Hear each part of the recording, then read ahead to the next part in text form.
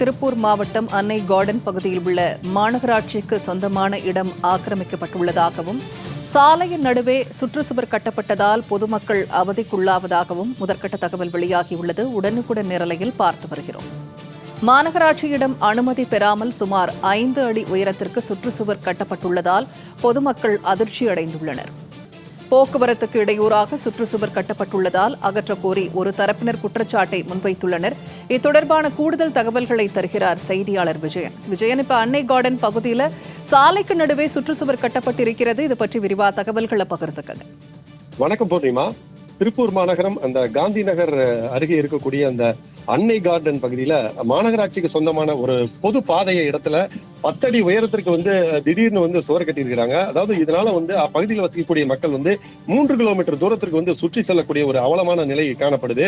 அந்த ஆக்கிரமிப்பாளர்கள் இந்த சுவரை உடனடியாக அகற்றணும்னு சொல்லிட்டு மாநகராட்சி நிர்வாகம் சார்பா அந்த சுவத்துல நோட்டீஸ் ஒட்டியிருக்கிறாங்க. இதனால அந்த பகுதியில் ஒரு பெரும் பரபரப்பு காணப்படுது. அதாவது திருப்பூர் மாநகராட்சி 24வது வார்டுக்கு உட்பட்ட அந்த காந்தி நகர் அருகே அன்னை கார்டன் பகுதி இருக்கு. இந்த பகுதியில் இருக்கக்கூடிய மாநகராட்சிக்கு சொந்தமான இடத்துல அதாவது அபிராமி நகர், இபி காலனி, அன்னை கார்டன் ஆகிய பகுதிகளை இணைக்கக்கூடிய அந்த இடத்துல அந்த சிலர் சேர்ந்துகிட்டு அந்த பகுதியில 10 அடி உயரத்திற்கு மாநகராட்சிட்ட அனுமதி பெறாமலேயே அந்த பகுதியில ஒரு ஆக்கிரமிப்பு சுவரை கட்டிப்படுறாங்க.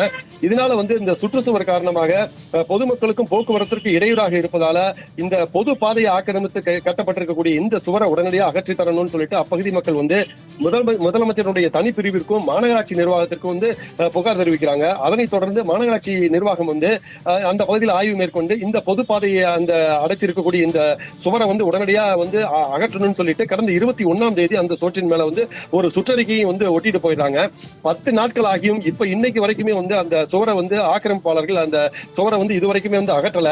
இதனால அந்த இபி காலனி, அபிராமி நகர், சாமுண்டிபுரம், ஏபி நகர் உள்ளிட்ட பல்வேறு பகுதிகளில் வசிக்கக்கூடிய 10,000க்கும் மேற்பட்ட மக்கள் 3 கிலோமீட்டர் தூரத்திற்கு சுற்றி செல்லக்கூடிய ஒரு அவல நிலை காணப்படுது.